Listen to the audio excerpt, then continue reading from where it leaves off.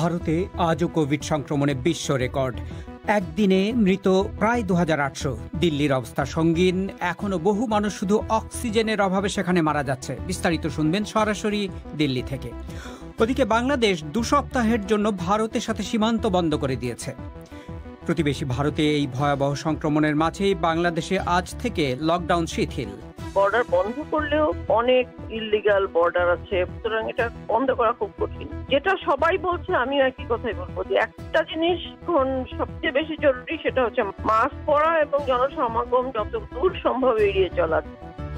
ইরাকে একটি হাসপাতালে আগুনে কমপক্ষে 82 জন নিহত। এসব নিয়ে শুরু হচ্ছে বিবিসি বাংলার আজকের প্রবাহ।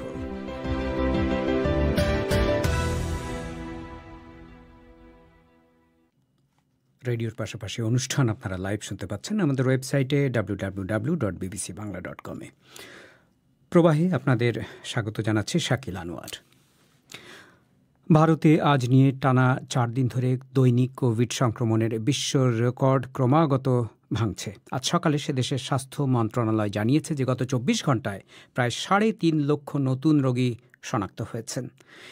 এ সময়ের মধ্যে প্রাণ হারিয়েছেন আরও 2767 জন। রাজধানী দিল্লি এই মুহূর্তে সবচেয়ে দুর্গত এলাকাগুলোর একটি। সেখানে বহু হাসপাতালে বেড নেই বলে রোগীদের ফিরিয়ে দিতে বাধ্য হচ্ছে এবং শহরে রোজ অজস্র রোগী শুধুমাত্র অক্সিজেনের অভাবে মারা যাচ্ছেন। এরই মধ্যে প্রধানমন্ত্রী নরেন্দ্র মোদী আজ দেশবাসীর উদ্দেশ্যে তার নিয়মিত রেডিও ভাষণে মন্তব্য করেছেন যে ভারতীয়দের দুঃখ সহ্য করার ক্ষমতা কতটা করোনা ভাইরাস এখন তারই পরীক্ষা নিচ্ছে। ভারতের সবশেষ কোভিড পরিস্থিতির চিত্র এই মুহূর্তে ঠিক কী, দিল্লি থেকে তা জানাচ্ছেন শুভজ্যোতি ঘোষ।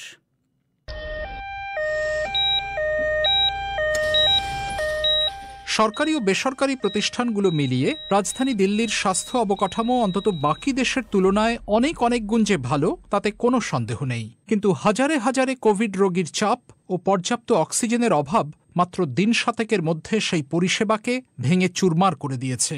শত শত রোগীর পরিজনরা একটা কোভিড বেডের জন্য উদ্ভ্রান্ত হয়ে ছোটাছুটি করছেন, অথচ হাসপাতালগুলো নতুন রোগী নেওয়াই বন্ধ করে দিয়েছে। আজ সকালেই সেই তালিকায় যুক্ত হয়েছে ফোর্টিস এসকর্টস হার্টস ইনস্টিটিউটের নাম। এই নামই বেসরকারি হাসপাতালের কর্তৃপক্ষ জানিয়ে দিয়েছেন, আর একজন রোগী ভর্তি নেওয়ার মতো অক্সিজেনও তাদের স্টকে নেই। এর আগে গতকালই জয়পুর গোল্ডেন নামে দিল্লির আরেকটি হাসপাতালে অন্তত 20 জন কোভিড রোগী অক্সিজেনের অভাবে মারা গেছেন। 1.5 दिवस इथं राहिले, पण काही ऑक्सिजन नंतर त्यांना व्हेंटिलेटर मिळाला नाही। রাজধানীর যখন এই হাল, তখন বাকি দেশের অবস্থা খুব সহজেই অনুমেয়। নাগপুরের বাসিন্দা মোহাম্মদ ইলিয়াস বলছিলেন, তিনি নিজের জামাতাকে হাসপাতালে ভর্তি করাতে গিয়ে শোনেন ভেন্টিলেটর নেই, ভর্তি হবে না। তখন পরিচিত একজন ফোন করে জানায় 150 কিলোমিটার দূরে অমরাবতীতে একটা অক্সিজেনওয়ালা বেড পাওয়া যাচ্ছে। তখন শ্বাসকষ্টে ভোগা মরণাপন্ন জামাতাকে অনেক কষ্ট করে তিনি অত দূরেই নিয়ে গেছেন। ফ্রন্টলাইন স্বাস্থ্যকর্মীরাও এই পরিস্থিতির সঙ্গে লড়তে গিয়ে যথারীতি হাঁপিয়ে উঠছেন।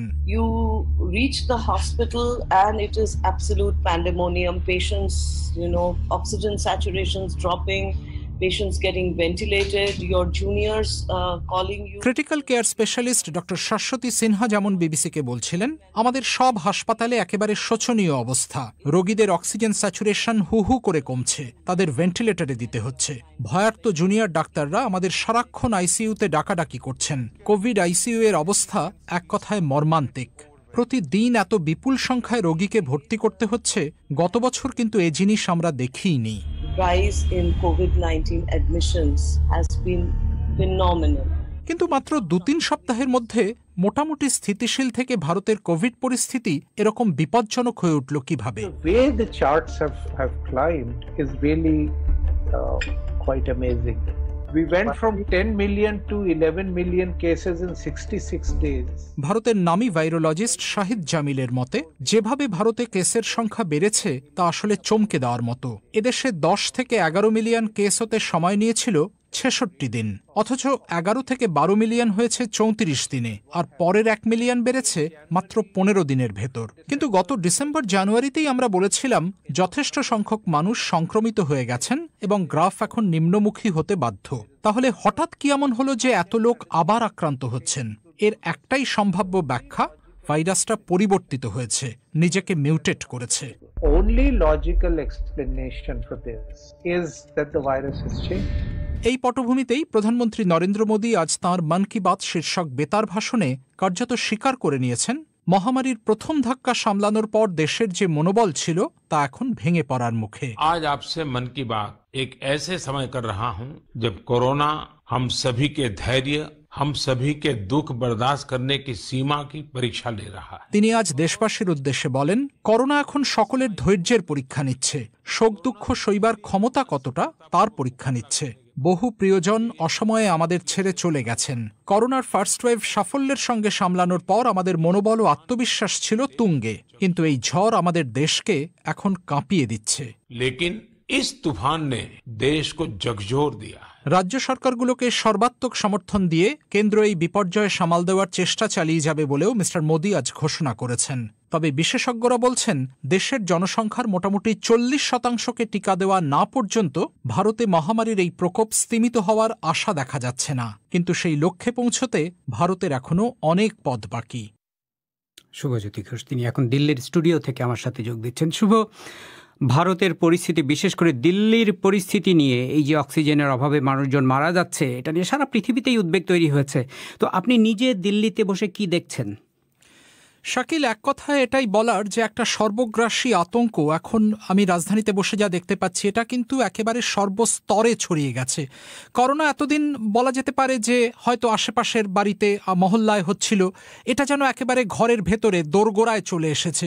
প্রতিটা এই যে বহুতল আবাসনগুলো, তার প্রতিটা ঘরে ঘরে করোনার হানা, এবং আপনি সোশ্যাল মিডিয়াতে, হোয়াটসঅ্যাপ গ্রুপগুলোতে প্রতি মুহূর্তে মেসেজ আসছে যে আমিও পজিটিভ হয়েছি, আমার পরিবারের 3 জন, কোথায় চিকিৎসা পাবো, কোথায় হাসপাতালে বেড খালি আছে, এই আকুতি, এই হাহাকার একেবারে ছেয়ে আছে সোশ্যাল মিডিয়া জুড়ে, এবং অক্সিজেন পাওয়া যাচ্ছে না।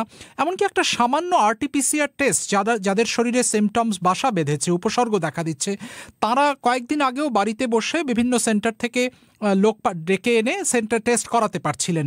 সেই সুযোগও এখন বন্ধ হয়ে গেছে। একটা টেস্ট করানোর পর 3-4 দিন সময় লাগছে সেটার রেজাল্ট পেতে, যেটাকে তুলনায় খানিকটা নির্ভরযোগ্য RT-PCR টেস্ট বলা হয়, এবং অনেক সময় সেই টেস্টেও নেগেটিভ আসছে, অথচ সিমটমস রয়েছে পুরো মাত্রায়। এই ধরনের ছবি দিল্লির সর্বত্র, এবং পাশাপাশি যে খবরগুলো আমরা পাচ্ছি দিল্লির আশেপাশে, গাজিয়াবাদে বা লখনৌ, সুদূর ভোপাল, দেশের বিভিন্ন প্রান্তে চিতা জ্বলছে দাউ দাউ করে, যে অসংখ্য ফুটপাতে মানুষ কোভিড রোগীদের জ্বালিয়ে দিতে বাধ্য হচ্ছেন।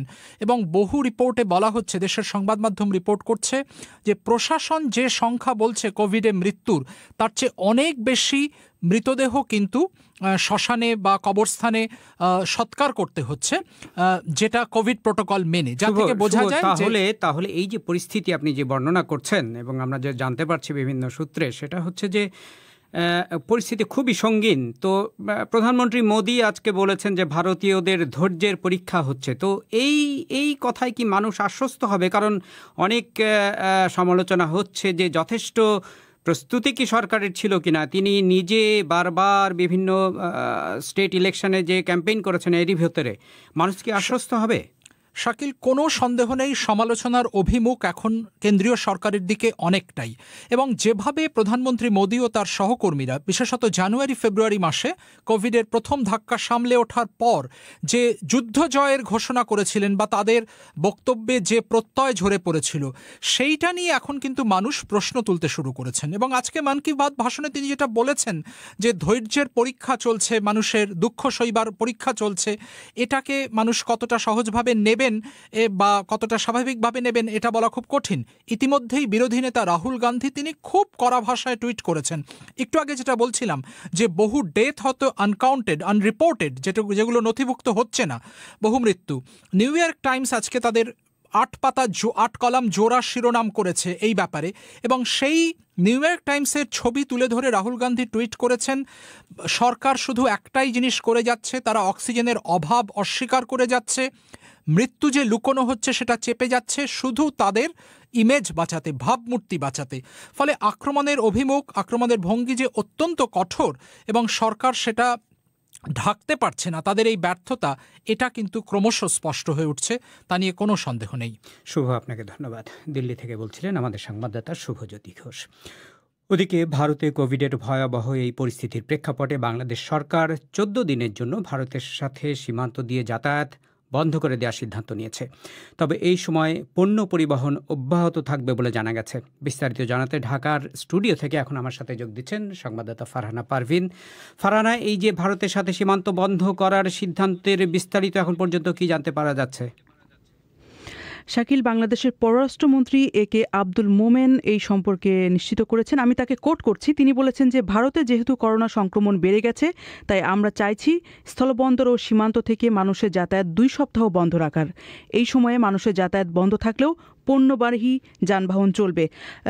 আপনাকে জানিয়ে রাখি যে আজ মন্ত্রিপরিষদ বিভাগের একটি সভা হয়েছিল এবং সেই সভায় এই সিদ্ধান্তটি হয়েছে বলে কর্মকর্তারা জানাচ্ছেন।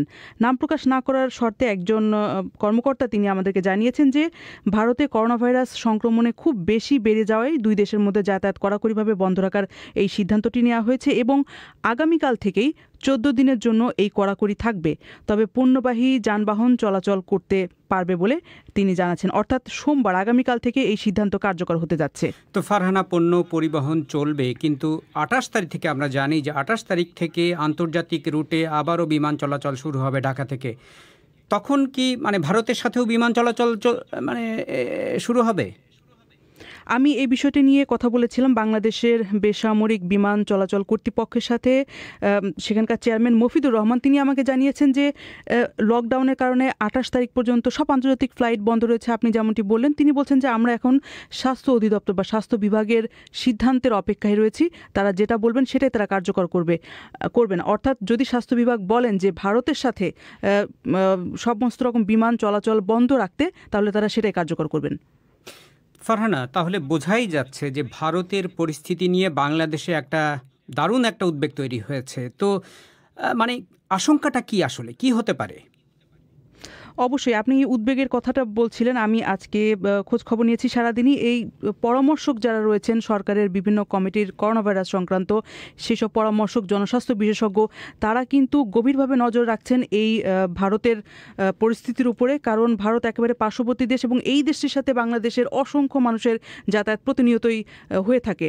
তো সেই কারণে তাদের সংখ্যাটা ওই জায়গাটাতেই। যেমন বাংলাদেশ সরকারের কোভিড-19 জাতীয় কারিগরি কমিটির পরামর্শ কমিটি যিনি প্রধান ডক্টর শহীদুল্লাহ, তিনি আমাকে বলেছেন যে তারা খুব শীঘ্রই একটা কমিটি বৈঠক করে এই আলোচনাটা তারা করতে যাচ্ছিলেন যে ভারতের সাথে যাতে করে সমস্ত রকমের যোগাযোগ, সেটা স্থলবন্দর এবং বিমানবন্দর দুটা দিয়ে যাতে যাতায়াতটা বন্ধ থাকে, সেই ব্যাপারটি তারা আলোচনা করবেন এবং সরকারকে জানাবেন, সেটা তারা বলছেন যে যারা যদি ভারতের মতো একটু পরিস্থিতি বাংলাদেশে হয়, তাহলে বাংলাদেশের স্বাস্থ্য বিভাগ একেবারেই ভেঙে পড়বে, সেটা সামাল দিতে পারবে না। সেই উদ্বেগটা তাদের মধ্যে রয়েছে। ফারহানা, আপনাকে ধন্যবাদ। ঢাকার স্টুডিও থেকে বলছিলেন আমাদের সংবাদদাতা ফারহানা পারভিন। ওদিকে প্রতিবেশী ভারতে কোভিডের ভয়াবহ সংক্রমণ এবং সেই সাথে ভ্যাকসিনের অভাবে নতুন করে টিকা দেওয়া বন্ধ করে দিতে বাধ্য হওয়ার পরও বাংলাদেশে আজ থেকে লকডাউন শিথিল করা হয়েছে। দোকানপাট, শপিং মল খুলে দেওয়া হয়েছে। এ সম্পর্কে শুনবেন অনুষ্ঠানের কিছুক্ষণ পর। তার আগে সংক্ষিপ্ত বিশ্ব সংবাদ পুলক গুপ্তের কাছে। ইরাকের স্বরাষ্ট্র মন্ত্রণালয় বলছে রাজধানী বাগদাদে কোভিড রোগীদের চিকিৎসা দেওয়া হচ্ছে এমন একটি হাসপাতালে ভয়াবহ অগ্নিকাণ্ডে অন্তত 82 জন নিহত এবং আরও 100 জনেরও বেশি আহত হয়েছে। বলা হচ্ছে অক্সিজেনের একটি ট্যাঙ্ক বিস্ফোরিত হয়ে আগুন হাসপাতালের আইসিইউতে ছড়িয়ে পড়ে, যেখানে রোগীদের ভেন্টিলেটরে রাখা হয়েছিল। জরুরি বিভাগের কর্মকর্তারা বলছেন রোগীদের সরিয়ে নেওয়ার জন্য যন্ত্র খুলে নেওয়ার পর তাদের অনেকেই মারা গিয়েছেন। ইন্দোনেশিয়া বলছে কয়েকদিন আগে নিখোঁজ হয়ে যাওয়া নৌবাহিনীর সাবমেরিনটিকে 3টি খণ্ডে টুকরো হয়ে যাওয়া অবস্থায় সমুদ্রের তলায় পাওয়া গিয়েছে। ডুবোজাহাজটিতে যে 53 জন ক্রু ছিলেন তাদের সবাই নিশ্চিতভাবে মারা গেছেন। সামরিক কর্মকর্তারা রোববার বলেন সাবমেরিনটির কাছ থেকে তারা বার্তা পেয়েছেন এবং এটি সমুদ্রের 800 মিটার গভীরে ডুবে গিয়েছে। ভারতের একটি সংবাদপত্র বলছে তারা ইন্ডিয়ান প্রিমিয়ার লিগ বা আইপিএল এর খবর পরিবেশনা স্থগিত রাখছে, কারণ দেশটির এখন করোনা ভাইরাসের কারণে মানুষের জীবন ও মৃত্যুর দিকে নজর দেওয়া উচিত। দ্য নিউ ইন্ডিয়ান এক্সপ্রেস বলছে তাদের এই সিদ্ধান্তকে পাঠকরা শুভ পদক্ষেপ হিসেবে দেখবে বলে তারা আশা করছে। তারকা সমৃদ্ধ এই আইপিএল বিশ্বের সবচেয়ে বড় ও দামি ক্রিকেট টুর্নামেন্ট, যা দিল্লি সহ বিভিন্ন স্থানে দর্শক ছাড়াই অনুষ্ঠিত হচ্ছে। আর্মেনিয়ার প্রধানমন্ত্রী নিকোল পাশিনিয়ান আগাম পার্লামেন্ট নির্বাচনের আগেই পদত্যাগ করার কথা ঘোষণা করেছেন। তবে সোশ্যাল মিডিয়াতে এক ভিডিও বার্তায় তিনি বলেন 20 জুন অনুষ্ঠেয় নির্বাচনের আগ পর্যন্ত তিনি প্রধানমন্ত্রীর দায়িত্ব পালন করে যাবেন। গত বছর আজারবাইজানের সাথে যুদ্ধে পরাজয়ের পর মিস্টার পাশিনিয়ান বড় ধরনের চাপের মধ্যে ছিলেন। ওই যুদ্ধে আর্মেনিয়া নাগর্নো কারাবাখের অনেক এলাকার নিয়ন্ত্রণ হারিয়েছে। যুক্তরাষ্ট্রের প্রেসিডেন্ট জো বাইডেন প্রথম বিশ্বযুদ্ধের সময় তুর্কি অটোমান সাম্রাজ্যের হাতে আর্মেনীয়দের হত্যাকাণ্ডকে গণহত্যা হিসেবে স্বীকৃতি দেওয়ার পর এই সিদ্ধান্তকে স্বাগত জানিয়েছে আর্মেনিয়া। আর্মেনিয়ার প্রধানমন্ত্রী নিকোল পাশিনিয়ান বলেছেন, এই ঘোষণার ফলে বিচারের পথ এক ধাপ অগ্রসর হয়েছে। বলা হয় যে এই সময় 15 লাখ আর্মেনীয়কে পরিকল্পিতভাবে হত্যা করা হয়, যা তুরস্ক জোরালোভাবে অস্বীকার করে থাকে। জো বাইডেনের এই ঘোষণায় আঙ্কারা ক্ষুব্ধ প্রতিক্রিয়া ব্যক্ত করেছে। দক্ষিণ কোরিয়ার উচ্চতম আদালত নিশ্চিত করেছে যে এশিয়ানা এয়ারলাইন্সের নারী কর্মীদের মাসিক ঋতুর সময়ের ছুটি নিতে না দিয়ে এর সাবেক প্রধান নিয়োগ সংক্রান্ত আইন লঙ্ঘন করেছেন। দেশটিতে নারীদের মাসিক ঋতুর সময় একদিন কর্মস্থল থেকে ছুটি নেওয়ার সুযোগ রয়েছে, কিন্তু কিম সুচিয়ন এমন 130টি আবেদন অনুমোদন করেননি এবং আবেদনগুলোকে প্রমাণবিহীন ও সন্দেহজনক বলে বর্ণনা করেন। তাকে প্রায় $1800 জরিমানা করা হয়েছে। পুলকগুপ্ত, আপনারা শুনছেন বিবিসি বাংলার সন্ধ্যাবেলার অধিবেশন প্রবাহ। রেডিও ছাড়াও অনুষ্ঠান লাইভ শোনা যাচ্ছে আমাদের ওয়েবসাইটে www.bbcbangla.com। এবারে খেলার খবর।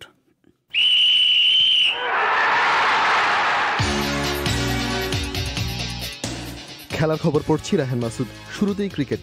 শ্রীলঙ্কার বিপক্ষে পাল্লেকেলে টেস্টে এবারে তামিম ইকবালের সেঞ্চুরি রুখে দিল বৃষ্টি। প্রথম ইনিংসে তামিম 90 রান করে বলে খোঁচা দিয়ে ক্যাচ তুলে আউট হয়ে যান। এবারে 74 রানে অপরাজিত ছিলেন। 2 ইনিংসেই ব্যাট হাতে বেশ ছন্দে ছিলেন বাংলাদেশের এই ওপেনিং ব্যাটসম্যান। বাংলাদেশ ও শ্রীলঙ্কার মধ্যকার প্রথম টেস্ট ম্যাচটি ড্র হয়েছে। তবে দীর্ঘদিন টেস্ট ক্রিকেটে বাংলাদেশের ব্যাটিং নিয়ে একটা অসন্তোষ ছিল। এই ম্যাচে পুরো ব্যাটিং উইকেট ছিল। তবুও এটা কি বাংলাদেশের ব্যাটসম্যানদের আত্মবিশ্বাস ফেরাতে সাহায্য করবে, বলছিলেন বাংলাদেশ ক্রীড়া শিক্ষা প্রতিষ্ঠানের কোচ নাজবুল আবেদিন ফাহিম। আমার মনে হয়, কারণ রিসেন্টলি তো আমরা ভালো খেলছিলাম না, ব্যাটিংটা নিয়ে যথেষ্ট সমস্যা হচ্ছিল আমাদের রিসেন্ট পাস্টে। তো আমার মনে হয় প্রথম ইনিংসে 500+ রান করাটা এবং এই ইনিংসেও 2 উইকেট পড়ে যাওয়ার পরে আবার সেটাকে ওইভাবে ধরে ফেলাটা, এটা ডেফিনেটলি কনফিডেন্স দিবে আমাদের দলকে। কনসিস্টেন্সি বজায় রাখতে হবে, ওইটা হবে বড় চ্যালেঞ্জ। একটা ম্যাচ দিয়ে কিন্তু জাজ করাটা খুব মুশকিল। ও নেক্সট আরো 5-7-10টা ম্যাচে আর 5-10টা ইনিংসে কিভাবে খেলে, কতটা কনসিস্টেন্সি দেখায়, সেটার উপর ডিপেন্ড করে ভবিষ্যৎটা কেমন যাবে। হারারেতে 3 ম্যাচ টি-20 সিরিজের শেষ টি-20 ম্যাচে জিম্বাবুয়েকে 24 রানে হারিয়েছে পাকিস্তান। শুরুতে ব্যাট করে পাকিস্তান 3 উইকেট হারিয়ে 165 রান তোলে, যেখানে ফর্ম ধরে রেখে অর্ধশতক হাঁকান মোহাম্মদ রিজওয়ান ও বাবর আজম। রিজওয়ান 91 এবং বাবর করেন 52 রান। জিম্বাবুয়ে 141 রান তুলতে পারে। 18 রান দিয়ে 4টি উইকেট নেন হাসান আলী। ইংলিশ প্রিমিয়ার লিগে এই মুহূর্তে চলছে ম্যানচেস্টার ইউনাইটেড ও লিডস ইউনাইটেডের খেলা। ইউরোপিয়ান সুপার লিগের অন্যতম উদ্যোক্তা রিয়াল মাদ্রিদের ক্লাব প্রেসিডেন্ট ফ্লোরেন্তিনো পেরেজ বলছেন, এই ক্লাবগুলো চাইলেই চলে যেতে পারবে না। তিনি বলেন যে 12টি ক্লাব ইউরোপিয়ান সুপার লিগে নাম লিখিয়েছে, তাদের কিছু বাধ্যবাধকতা আছে। গত মঙ্গলবার সুপার লিগের 12টি ক্লাবের মধ্যে 9টি ক্লাবই নাম প্রত্যাহার করে নেয়। এর আগে ইউরোপিয়ান সুপার লিগ ঘোষণার পর তুমুল সমালোচনা ও বিতর্কের মধ্যে পড়ে যায় ক্লাবগুলো। ইংল্যান্ডের 6 ক্লাব সহ সুপার লিগের সাথে জড়িত ক্লাবগুলোর সমর্থক এবং সাবেক ফুটবলাররা এই সিদ্ধান্তের বিপক্ষে একাট্টা হন। আর কিছুক্ষণ পরেই ইন্ডিয়ান প্রিমিয়ার লিগে সানরাইজার্স হায়দ্রাবাদ ও দিল্লি ক্যাপিটালস মুখোমুখি হবে চেন্নাইয়ে। আপনারা বিবিসি বাংলা শুনছেন ঢাকায়, কুমিল্লায়, সিলেটে। আপনারা যেখানে আছেন বিবিসি বাংলা আপনার সাথেই আছে।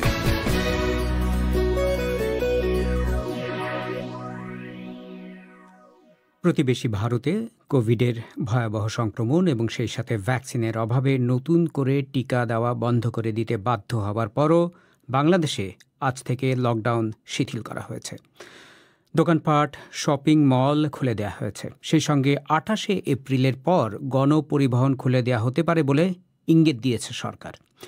স্বাস্থ্য অধিদপ্তর বলছে যে করোনা ভাইরাস আক্রান্ত মানুষ শনাক্তের হার এবং আক্রান্ত হয়ে মৃত্যুর সংখ্যা গত কয়েকদিনে কিছুটা কমেছে, যেটা ইতিবাচক। কিন্তু সতর্কতা শিথিলের এই সিদ্ধান্ত কি নতুন করে ঝুঁকি তৈরি করতে পারে? ঢাকায় তা বোঝার চেষ্টা করেছেন আমাদের সংবাদদাতা সাইয়েদা আক্তার। 10 দিন বন্ধ রাখার পর আজ রোববার থেকে খুলে দেয়া হয়েছে দোকানপাট এবং শপিং মল। সরকারের পক্ষ থেকে যুক্তি দেয়া হয়েছে, ব্যাপক মানুষের জীবন জীবিকার বিষয়টি বিবেচনা করে এই সিদ্ধান্ত নেওয়া হয়েছে। সরকারি প্রজ্ঞাপনে বলা হয়েছে স্বাস্থ্যবিধি মেনে কেনাকাটা করতে যেতে হবে এবং সকাল 10টা থেকে বিকাল 5টার মধ্যে শেষ করতে হবে কেনাকাটা। দোকানপাট ও শপিং মল খোলার প্রথম দিনে বিবিসি ঢাকার কয়েকটি বড় মার্কেট ঘুরে দেখেছে। তার মধ্যে ঢাকার গাউসিয়া মার্কেটে বিক্রেতারা পসরা সাজিয়ে বসেছেন, আর ক্রেতাদেরও সতর্ক ভিড় দেখা গেছে। স্বাস্থ্যবিধি পালনে সংশ্লিষ্ট মার্কেট পরিচালনা কমিটির তৎপরতাও ছিল, যদিও কেনাবেচা নিয়ে একেবারেই সন্তুষ্ট ছিলেন না বিক্রেতারা। তাদের দাবি দোকানপাট খোলার সময়সীমা বাড়িয়ে দেয়া হোক। লম্বা সময় দিলে ভালো হবে, কারণ তখন জনসমাগম আস্তে আস্তে আসবে। আর সময়টা যদি কমিয়ে দেয় তাহলে কি হবে, তাহলে একটা গ্যাদারিং বেশি হবে, বিশৃঙ্খলা হবে। অতএব সময়টা লম্বা করে দিলে ভালো হবে, বিশৃঙ্খলা কম হবে, গ্যাদারিং কম হবে এবং স্বাস্থ্যবিধি ভালো করে মানতে পারবে। বাংলাদেশে করোনা ভাইরাস সংক্রমণ এবং মৃত্যুর হারে ঊর্ধ্বগতি ঠেকাতে এ মাসের 5 তারিখে সরকার প্রথম দফা লকডাউন আরোপ করে। এক সপ্তাহের সে লকডাউন 9 দিন পর্যন্ত চললেও তাতে দোকানপাট ও গণপরিবহন চালু থাকার কারণে সংক্রমণ পরিস্থিতিতে তেমন পরিবর্তন দেখা যায়নি। এরপর সরকার 14 এপ্রিল থেকে সর্বাত্মক লকডাউনে যায়, যাতে বন্ধ ছিল গণপরিবহন এবং দোকানপাট। কিন্তু গত কয়েক মাসে দেশে করোনা ভাইরাসের নতুন নতুন ভ্যারিয়েন্টের আবির্ভাব মানুষের উদ্বেগ এবং ঝুঁকি দুই বাড়িয়েছে। সেই সঙ্গে প্রতিবেশী ভারতে গত কয়েক সপ্তাহ ধরে কোভিড-19 সংক্রমণ, মৃত্যু আর চিকিৎসা সরঞ্জামের ঘাটতির করুণ পরিস্থিতিও বাংলাদেশে এক ধরনের উদ্বেগ তৈরি করেছে। এমন অবস্থায় দোকানপাট ও শপিং মল খুলে দেবার পর এ সপ্তাহেই গণপরিবহন চালু করারও ইঙ্গিত দিয়েছেন সড়ক পরিবহন ও সেতু মন্ত্রী ওবায়দুল কাদের। যদিও তিনি বলছেন, যদি করোনা ভাইরাস পরিস্থিতির অবনতি ঘটে তাহলে সরকারকে বাধ্য হয়ে আবারও লকডাউনে যেতে হবে। পরিবহনেও আগের বার বলা হয়েছিল, কিন্তু দেখা যাচ্ছে কেউ কেউ স্বাস্থ্যবিধি মানলেও কেউ কেউ মানেননি। কিন্তু এবার যদি পরিবহন চলাচলের জন্য সীমিত আকারে স্বাস্থ্যবিধি মেনে যখন চালানোর সুযোগ দেওয়া হবে, এই সুযোগের অপব্যবহার যেন গণপরিবহন না করে। যদি অর্ধেকের আসন চেয়ে বেশি আসনে যদি যাত্রী নেয় অথবা দাঁড়ানো যাত্রী, অতিরিক্ত ভাড়া, স্বাস্থ্যবিধি না মানা এবং মাস্ক পরিধান না করা, এসব বিষয়গুলো যথাযথভাবে খেয়াল রাখতে হবে। তা না হলে পরিস্থিতির অবনতি ঘটলে সরকারকে বাধ্য হয়ে আবারও লকডাউন দিতে হবে। এদিকে গত 24 ঘন্টায় আবারও শতাধিক মানুষ কোভিড-19 আক্রান্ত হয়ে মারা গেছেন। রোববার এক আলোচনা সভায় স্বাস্থ্যমন্ত্রী জাহিদ মালেক বলেছেন, স্বাস্থ্যবিধি মানতে উদাসীনতার কারণেই দেশে নতুন করে সংক্রমণ বেড়েছে। কিন্তু একদিকে মানুষজনকে সতর্ক হবার তাগিদ দেয়া, অন্যদিকে দোকানপাট খুলে দেয়া কিংবা গণপরিবহন চালু করাকে সাংঘর্ষিক সিদ্ধান্ত বলে মনে করেন বিশেষজ্ঞরা। এই দুইটি জায়গাতেই ব্যাপক জনসমাগম হয়, ফলে সংক্রমণের এমন অবস্থায় বিধিনিষেধ শিথিল করার ফলে নতুন করে ঝুঁকি বহুগুণ বেড়ে যাবে বলে মনে করেন তারা। স্বাস্থ্য অধিদপ্তরের সাবেক অতিরিক্ত মহাপরিচালক অধ্যাপক সানিয়া তাহমিনা বলছেন, এখন পরিস্থিতি এমন যে স্বাস্থ্যবিধি মেনে চলা ছাড়া কোনো উপায় নেই।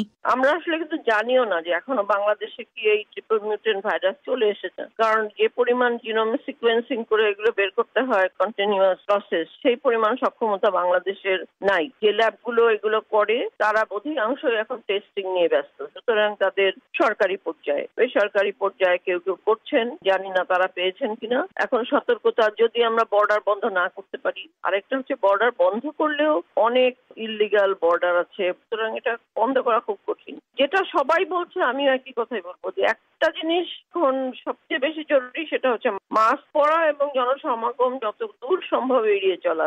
স্বাস্থ্য অধিদপ্তরের সর্বশেষ তথ্য অনুযায়ী বাংলাদেশে কোভিড-19 শনাক্ত মোট রোগীর সংখ্যা এখন 7,45,322 জন। সাইয়েদা আক্তার। বাংলাদেশের সরকার ঘোষণা করেছে, নতুন করে নির্দেশনা জানানোর আগ পর্যন্ত করোনা ভাইরাসের প্রথম ডোজ টিকা দেওয়া আপাতত স্থগিত থাকবে। এই সিদ্ধান্তের পরিণতি কী হতে পারে এ সম্পর্কে একটি সাক্ষাৎকার শুনবেন আমাদের রাতের অধিবেশন পরিক্রমায়, বাংলাদেশের সময় রাত 10:30টায়। বাংলাদেশে ফেসবুকে আজ মানুষজন কী কী বিষয় নিয়ে তর্ক বিতর্ক করছেন, এ নিয়ে ঢাকা থেকে আফরোজা নীলা। ধন্যবাদ শাকিল। সোশ্যাল মিডিয়ায় আজ যেসব বিষয়ে আলোচনায় আছে সেগুলো জানিয়ে দিতে হাজির হয়েছি আমি আফরোজা নীলা, আর আমার সঙ্গে আছেন আমি রায়হান মাসুদ। নীলা, এখন পর্যন্ত সবচেয়ে বেশি ট্রেন্ড করছে করোনা ভাইরাসের ভ্যাকসিনের প্রথম ডোজ বন্ধ সংক্রান্ত খবরটি। স্বাস্থ্য অধিদপ্তর একটি বিজ্ঞপ্তিতে জানিয়েছে, 26 এপ্রিল সোমবার থেকে পরবর্তী নির্দেশ না দেওয়া পর্যন্ত কোভিড-19 টিকাদানের কার্যক্রমের প্রথম ডোজ টিকা প্রদান সাময়িকভাবে বন্ধ থাকবে। তবে বিজ্ঞপ্তিতে তারা এটিও জানিয়েছে যে দ্বিতীয় ডোজের টিকা প্রদান কর্মসূচি চলবে। খবরটি নিয়ে ব্যাপক প্রতিক্রিয়া দেখা যাচ্ছে সোশ্যাল মিডিয়ায়। খালিদ বিন কাফি নামে একজন লিখেছেন, বাংলাদেশ যেন ভারত না হয়, যাদের বুদ্ধি আছে তারাই বুঝবেন এভাবে চলতে থাকলে ভারতের মতো পরিস্থিতি হতে সময় লাগবে না। সব জায়গায় সরকারের দোষ না দিয়ে নিজে সচেতন হই, সবাই স্বাস্থ্যবিধি মেনে চলি। মোহাম্মদ ইউসুফ আলী লিখেছেন, করোনায় সব শেষ হলেও আমরা সেরাম ইনস্টিটিউটের সেরকম টিকাই শুধু নিব, দেখি করোনা কি করতে পারে আমাদের। নিশাত মজুমদার লিখেছেন, ভারতের টিকার জন্য বসে না থাকলেই তো হয়, অন্য কোথা থেকে টিকা আনুন। মোহাম্মদ ওয়াসিম নবী লিখেছেন, আমাদের দেশেরটা উপেক্ষিত, আফসোস। এদিকে লকডাউনের মধ্যেই আজ থেকে শপিং সেন্টারগুলো খুলে দেওয়া হয়েছে, সেই খবরটিও আছে আলোচনায়। কোন শপিং সেন্টারে কেমন ভিড়, ঢাকার বাইরের চিত্র কেমন, এমন খবর দেখা যাচ্ছে প্রায় সব কয়টি সংবাদ মাধ্যমেই। আর সেগুলো শেয়ার করে নিজেদের মতামত জানাচ্ছেন সোশ্যাল মিডিয়া ব্যবহারকারীরা। শাহ মোহাম্মদ ইফতেখারুল যেমন লিখেছেন, এখন শপিং করতেই হবে, এত কারেন্ট আসে কোথা থেকে? বাঙালি লকডাউন ছাড়তে দেরি, শপিংয়ে যেতে দেরি নাই। আর তালহা জোবায়েরের মন্তব্য, যার বেশি ভয় সে ঘর থেকে না বের হলেই হয়। ব্যবসায়ীদের অবস্থাও দেখা উচিত। পক্ষে বিপক্ষে নানা ধরনের মতামত কিন্তু আছে রায়হান। ঠিক তাই। আবার আবির রায়হান লিখেছেন, এরাই হয়তো কয়দিন পর হাসপাতালে অক্সিজেন বা বেড না পেয়ে বলবে সরকার কিছু করছে না। আমরা নিজেরা যদি সচেতন না হই, সামনে আরও বড় বিপর্যয় আসতেছে। আমি একটা মন্তব্য বিশেষত দেখেছি যে সরকার তো কাউকে মার্কেটে যেতে বাধ্য করছে না, এরকম একটি মন্তব্য স্ট্যাটাস আকারে অনেকে দিয়েছেন। হ্যাঁ, এরকম মন্তব্য কিন্তু অনেক আছে এবং অনেকে দেখা যাচ্ছে যে হাস্যরসাত্মক মন্তব্যের মাধ্যমে নিজেদের প্রতিক্রিয়াও তারা ব্যক্ত করছেন। অনেকে অনেক ধরনের মিমও বানিয়ে ফেলেছেন। আর শান্ত বড়ুয়া যেমন প্রশ্ন করেছেন, সবার মুভমেন্ট পাস আছে তো? মানে মুভমেন্ট পাস নিয়েও এরকম নানান ধরনের ট্রল চলছে। এদিকে 2 সপ্তাহের জন্য ভারতের সঙ্গে স্থল পথে চলাচল বন্ধ হচ্ছে, এই খবরটিও এখন বেশ ট্রেন্ডিং। ভারতের সঙ্গে তো আকাশপথে যোগাযোগ বন্ধই ছিল বাংলাদেশের, আর এখন বর্তমানে ভারতে যে হারে করোনা ভাইরাস সংক্রমণ বাড়ছে সেটা বিবেচনায় সরকার এমন সিদ্ধান্ত নিয়েছে। খবরটি শেয়ার করে আহমেদ সাইদ নামে একজন লিখেছেন, সময় উপযোগী সিদ্ধান্ত। মোহাম্মদ সৌরভ হোসেন জাকারিয়া লিখেছেন, একের পর এক নরবরে সিদ্ধান্তের পর ভালো একটি সিদ্ধান্ত উপনীত হওয়ায় সরকারকে ধন্যবাদ জানাচ্ছি। সাহিদ আহমেদ তন্ময় লিখেছেন, অবৈধ পথেও যেন কেউ যাতায়াত করতে না পারে সেই বিষয়ে সচেতন থাকতে হবে। আমাদের নিরাপত্তা নিয়ে ভাবার সময় এখনই, না হলে পরে পরিস্থিতি আরও খারাপ হলে চেয়ে দেখা ছাড়া আর উপায় থাকবে না। সেই সাথে ভারতের পরিস্থিতির দ্রুত উন্নতি কামনা করছি। আসলে দেখা যাচ্ছে রায়হান যে অনেকেই এই সিদ্ধান্তকে স্বাগত জানাচ্ছেন এবং একই সঙ্গে ভারতের পরিস্থিতির সঙ্গে বাংলাদেশের প্রসঙ্গটিও টেনে আনছেন। দেখা যাচ্ছে যে ভারতের অবস্থা প্রতিদিনই খারাপ হচ্ছে, সেখানকার হাসপাতালগুলো অক্সিজেন সরবরাহ দিতে হিমশিম খাচ্ছে, শ্মশানগুলোতে মৃতদেহ পড়ে আছে সৎকারের জন্য, এরকম নানান ধরনের ভিডিও ফেসবুক এবং টুইটারে ব্যাপক শেয়ার হচ্ছে। তানজিনা আফরিন এরকম একটি ভিডিও শেয়ার করে লিখেছেন, আগামী দিনগুলোতে বাংলাদেশের যে এই অবস্থা হবে না তার গ্যারান্টি কে? যে হারে মানুষ স্বাস্থ্যবিধি উপেক্ষা করে বাইরে চলাচল করছে তাতে বাংলাদেশের এই অবস্থা হতে দেরি নেই, নামমাত্র লকডাউন। জান্নাতুল নাইম লিখেছেন, আমাদের পাশের দেশের এমন অবস্থা, সবার খুব দরকার সাবধান থাকা। এমন নানা মন্তব্য আছে এবং ভারতে একটি হ্যাশট্যাগ খুব প্রচলিত হচ্ছে, ইন্ডিয়া নিড অক্সিজেন, যেটি বাংলাদেশেও এখন সোশ্যাল মিডিয়ায় অনেকেই ব্যবহার করছেন। এসবই ছিল আমাদের আজকের আপডেট। ধন্যবাদ সঙ্গে থাকার জন্য। রেহান মাসুদ, আফরোজা নীলা। এখনকার প্রধান খবর। ভারতে আজও কোভিড সংক্রমণে বিশ্ব রেকর্ড, প্রায় 3.5 লক্ষর নতুন রোগী শনাক্ত হয়েছে। মারা গেছে আজ প্রায় 2800 জন। দিল্লির অবস্থা সঙ্গীন, বহু মানুষ সেখানে শুধু অক্সিজেনের অভাবে মারা যাচ্ছেন। ওদিকে বাংলাদেশ আগামীকাল থেকে 2 সপ্তাহের জন্য ভারতের সাথে সীমান্ত বন্ধ করে দিয়েছে। ইরাকের রাজধানী বাগদাদে কোভিড রোগীদের চিকিৎসা দেয়া হচ্ছে এমন একটি হাসপাতালে ভয়াবহ এক অগ্নিকাণ্ডে অন্তত 82 জন মারা গেছে। আর ইন্দোনেশিয়া বলছে কয়েকদিন আগে নিখোঁজ হয়ে যাওয়া নৌবাহিনীর সাবমেরিনটি 3টি খণ্ডে খণ্ডিত হয়ে সমুদ্রের তলায় পাওয়া গেছে। ডুবো জাহাজটিতে যে 53 জন ক্রু ছিলেন তারা সবাই মারা গেছেন। এরই সাথে শেষ করছি আজকের প্রবাহ। আমাদের পরবর্তী অধিবেশন আজই বাংলাদেশে রাত 10:30, ভারতে 10টায়। শুনবেন আশা করে। আমি শাকিল আনোয়ার এখনকার মতো এখানেই বিদায় চাইছি।